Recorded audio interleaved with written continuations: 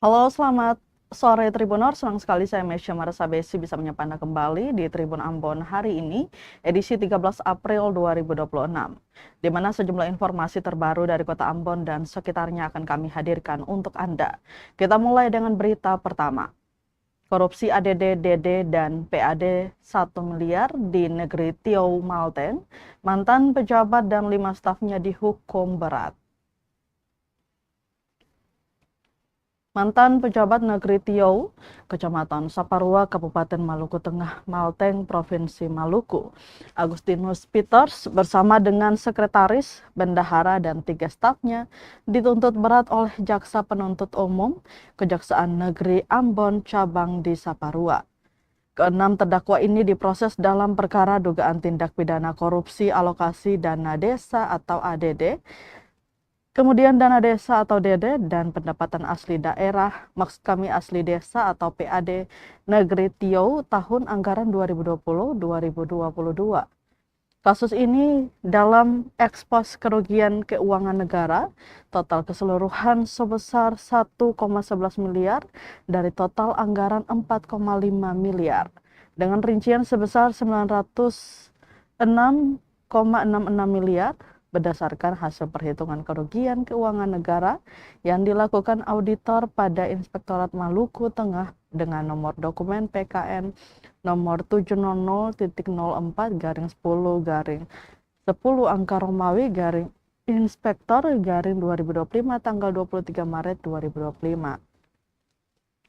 Serta hasil pemeriksaan penyidik cabang Kejaksaan Negeri Ambon di Saparua ditemukan kerugian keuangan negara dari PAD sebesar 206 miliar. Tuntutan itu dibacakan langsung Kepala Cabang Kejaksaan Negeri di Saparua, Asmin Hamzah, yang bertindak sebagai Jaksa Penuntut Umum atau JPU dalam persidangan yang dipimpin Hakim Marta Maitimu sebagai Hakim Ketua, didampingi Hakim Antonio Sampe Samine dan Hakim Boni Alim Hidayat sebagai hakim anggota berlangsung di Pengadilan Tindak Pidana Korupsi pada Pengadilan Negeri Ambon Jumat 10 April 2026.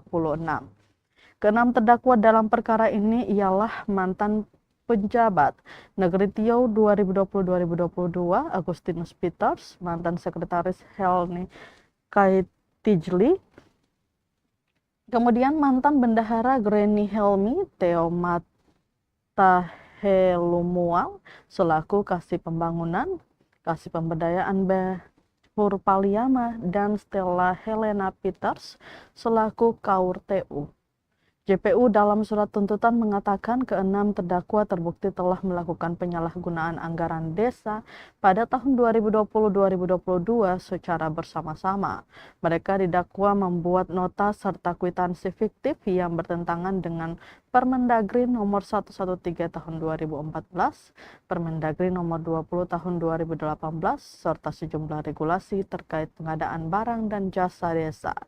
Atas perbuatan tersebut, JPU menyayangkan perbuatan keenam terdakwa melanggar pasal 2 ayat 1 JO, pasal 3 JO, pasal 18 Undang-Undang nomor 31 tahun 1999, Undang-Undang nomor 20 tahun 2001 tentang perubahan atas Undang-Undang nomor 31 tahun 1999 tentang pemberantasan tindak pidana korupsi, JO pasal 55, JO pasal 64 ayat 1. Hukum yang dijatuhkan bervariasi dari pidana pokok dan ganti kerugian keuangan negara dengan jumlah yang berbeda. Pembacaan surat tuntutan oleh JPU dibacakan secara terpisah dan menghadirkan 6 terdakwa secara bersama-sama.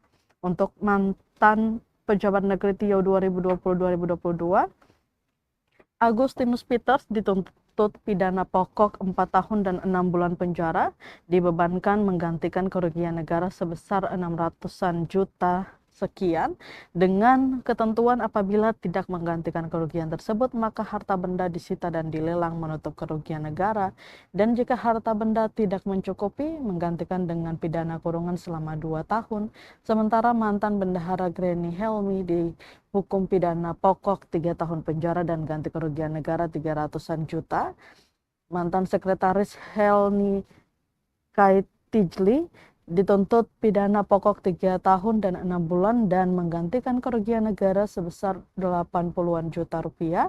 Untuk ketiga staf lainnya dituntut pidana penjara selama 3 tahun dibebankan menggantikan kerugian negara masing-masing, yakni Theo Matahelumual selaku Kasih Pembangunan sebesar 14 jutaan, Stella Helena Peter selaku KURTU sebesar 21 juta, dan Ben Hur Paliama selaku Kasih Pemberdayaan sebesar 200-an juta.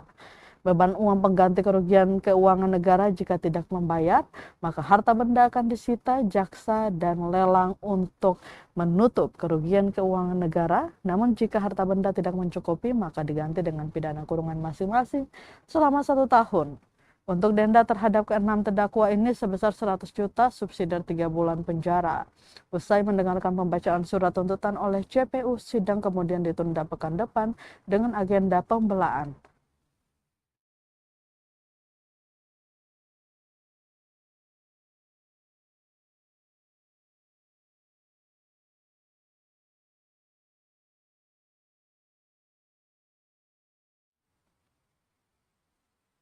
Tribuners, Operasi Wira Waspada 2026 Imigrasi Maluku perketat pengawasan orang asing.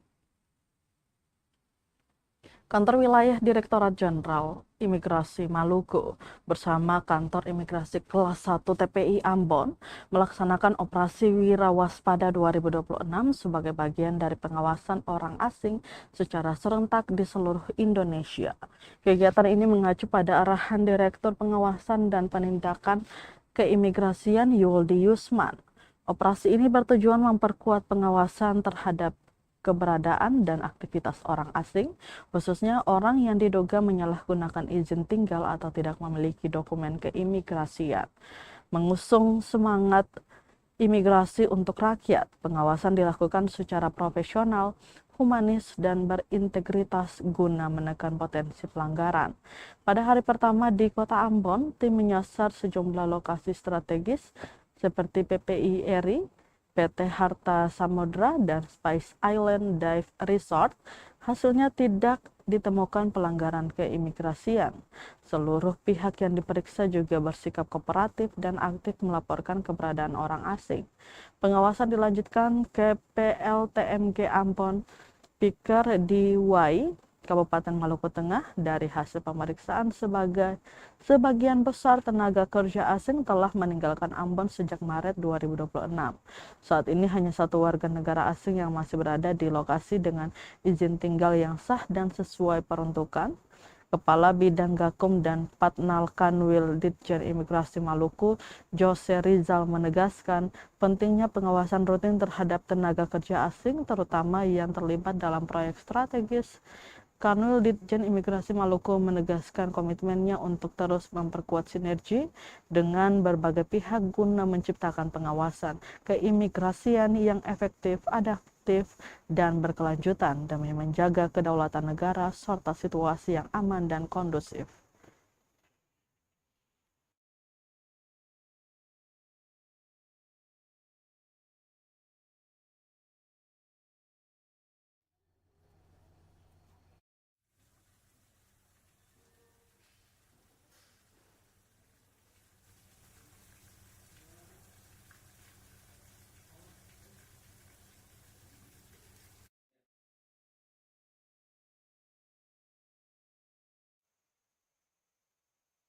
Untuk ke berita selanjutnya, Tribuners, SMA Negeri 1 Ambon terapkan ujian berbasis komputer, 528 siswa ikut ujian sekolah. SMA Negeri 1 Ambon melaksanakan ujian sekolah tahun ajaran 2025-2026 pada 13 sampai dengan 24 April 2026. Ujian berlangsung di 7 ruang dengan sistem berbasis komputer menggunakan Chromebook. Sebanyak 528 siswa dari 15 kelas mengikuti ujian yang dibagi dalam 3 sesi setiap hari, yakni pukul 7 sampai dengan 9 waktu Indonesia Timur, kemudian 9.30 sampai dengan 11.30 waktu Indonesia Timur, dan 12 sampai dengan 14 waktu Indonesia Timur. Kegiatan diawali dengan menonton sambutan Kepala Dinas Pendidikan Kota Ambon melalui papan interaktif sebagai motivasi bagi siswa. Kemudian dilanjutkan dengan pemantauan di ruang ujian oleh Kepala Sekolah, Dr. Randa Elaturiu, dan pengawas dari Dinas Pendidikan Provinsi Maluku, Dr. Randa S. Paliama.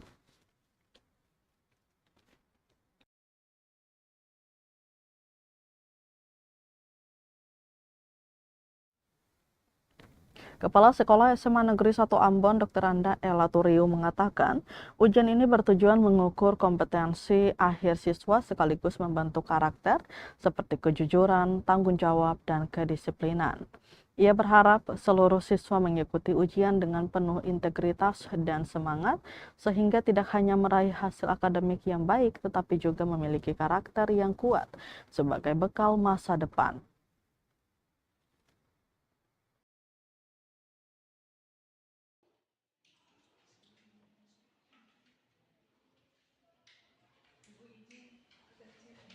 Semua sudah bisa akses masuk, bisa? Ada yang belum bisa? Saya suruh mulai, tidak perlu tunggu. Kalau sampai sudah jam dari luar bisa langsung lihat di sini yang sekolah punya, dia tidak mengganggu di kelas-kelas. Sementara yang di ruangan-ruangan itu ada Zoom yang nanti sesi 1 di ruang 1 nanti ganti-ganti setiap sesinya. Sehingga semua sekolah se-Provinsi Maluku 412 sekolah tanggal 20 kecuali SMA 1 sampai 24 ada. Nah, saya berharap ikuti dengan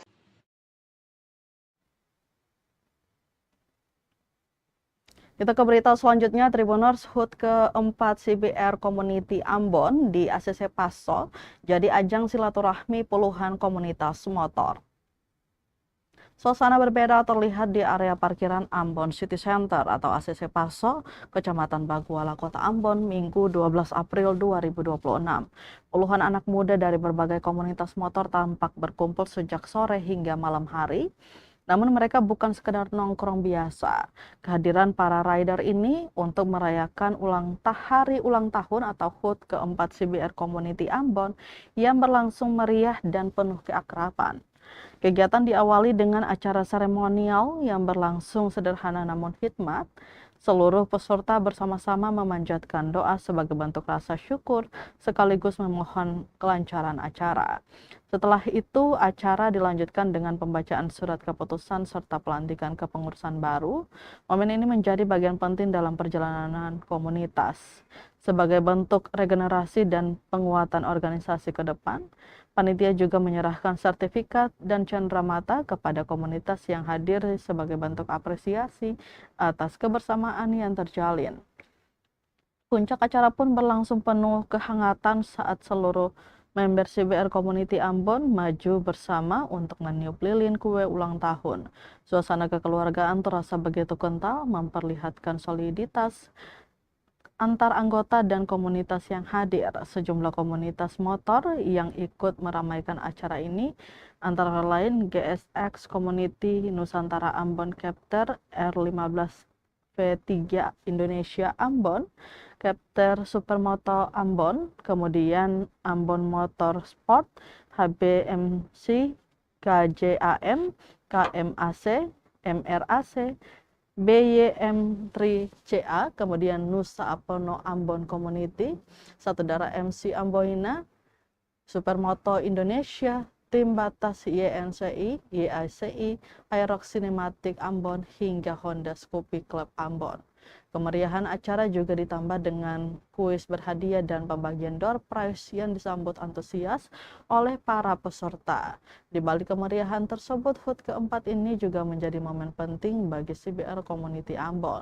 Komunitas ini resmi membuka diri sebagai seluruh pengguna motor Honda CBR tanpa batasan kapasitas mesin, mulai dari 150 cc hingga 1000 cc. Ketua CBR Community Ambon, Krisye Papilaya, mengatakan bahwa keputusan ini sebenarnya sudah direncanakan sejak tahun lalu, namun baru bisa terrealisasi tahun ini setelah adanya kesepakatan internal. Dengan perubahan tersebut, nama komunitas pun resmi berganti dari sebelumnya CBR 150R Community Ambon menjadi CBR Community Ambon. Pergantian nama sebagai simbol keterbukaan bagi semua pengguna CBR Menurut Krisya, langkah ini bukan hanya untuk memperluas komunitas, tetapi juga sebagai upaya mendorong perkembangan dunia otomotif di Kota Ambon. Ia menyebut adanya dorongan dari pihak pusat termasuk Astra agar komunitas lebih terbuka. Lebih jauh, ia menekankan bahwa komunitas motor harus menjadi ruang yang positif, khususnya bagi anak muda. Ia juga mengingatkan pentingnya menjaga citra generasi muda di tengah berbagai aktivitas negatif yang kerap muncul. Krisya berharap CBR Community Ambon bisa menjadi contoh bagi komunitas lain dalam membangun lingkungan yang sehat dan produktif. Dalam kesempatan itu, ia juga menyampaikan rasa syukur karena kembali dipercaya memimpin komunitas untuk 2 tahun ke depan. Ia optimis dengan konsep baru yang lebih terbuka, komunitas akan terus berkembang dan mampu merangkul lebih banyak anggota. Mungkin pesan untuk teman-teman komunitas yang hadir di sini. Yang paling pertama, saya ucapkan terima kasih, dan memang salah satu apresiasi, salah satu kebanggaan juga teman-teman komunitas yang lain boleh hadir di tempat ini untuk sama-sama merayakan ulang tahun dari komunitas CBR yang keempat. Dan yang pasti doa dari komunitas CBR yang terbaik buat kita semua. Kita bukan cuma di tempat ini, tapi dimanapun di luar dari komunitas ini, kita bisa saling bergandengan tangan, kita bisa saling bahu-membahu biar bisa mendukung otomotif di Kota Ambon semakin berkembang, dan juga anak-anak muda, dan merangkul banyak anak-anak muda biar kayak tadi kita sampaikan bahwa taruh hobi di tempat yang positif agar bisa merubah mindset anak-anak muda untuk jadi lebih baik di Kota Ambon. Ya.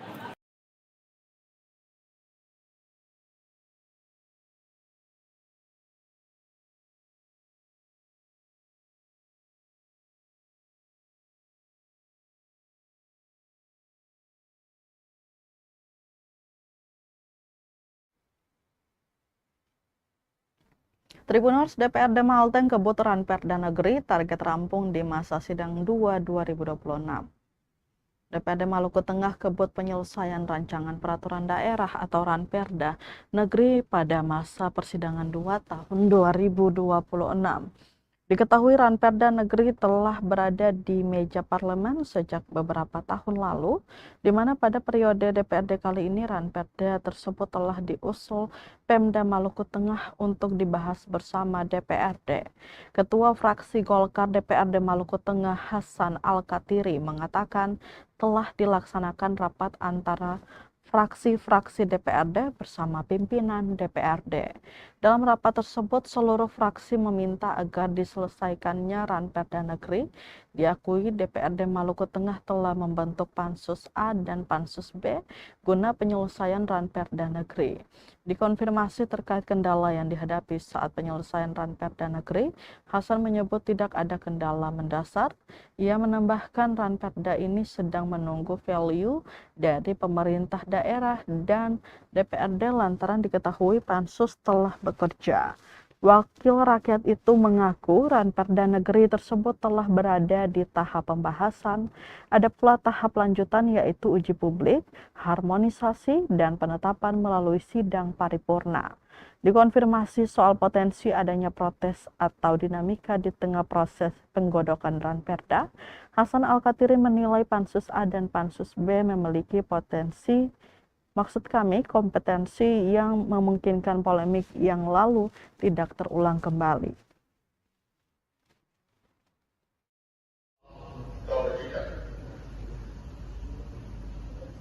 Ya, alhamdulillah tadi kita ada rapat fraksi dengan pimpinan DPRD. Hampir seluruh fraksi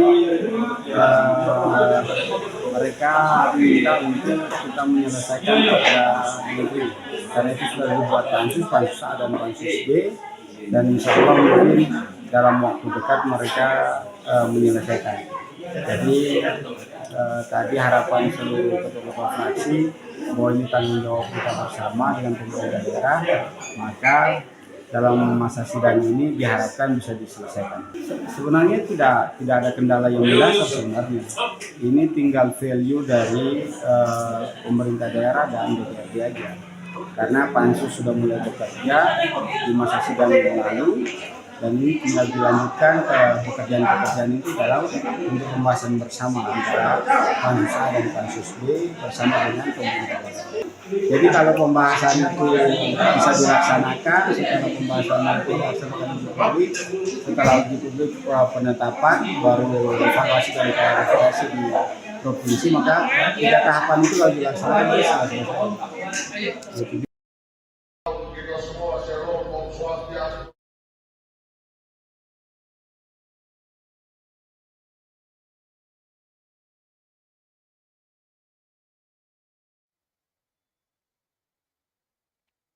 Kita ke berita terakhir, Tribuners. Healing dengan budget murah, Pantai Rahan Tahet Lupus Kota Tual bisa jadi pilihan.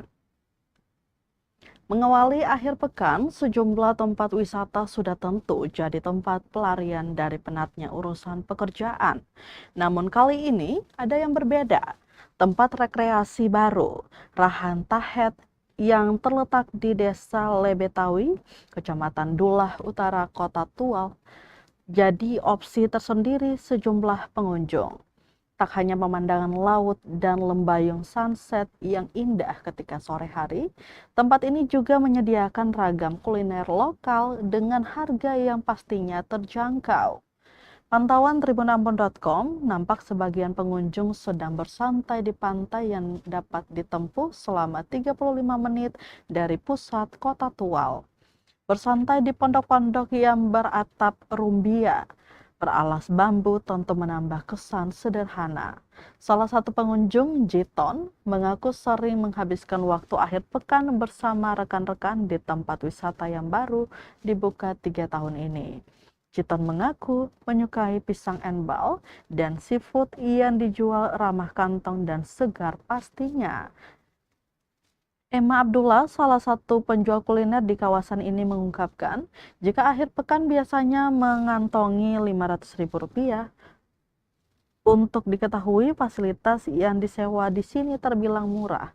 Sewa pondok Rp15.000, aneka gorengan pisang, ubi, dan sayuran Rp15.000, maksud kami Rp15.000 per piring, sementara seafood dihargai Rp25.000 per piring.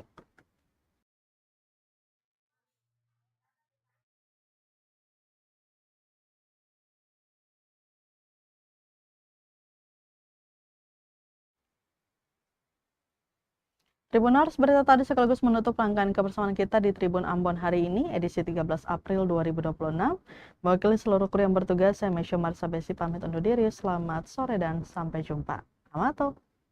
Download Tribun X sekarang, menghadirkan lokal menjadi Indonesia.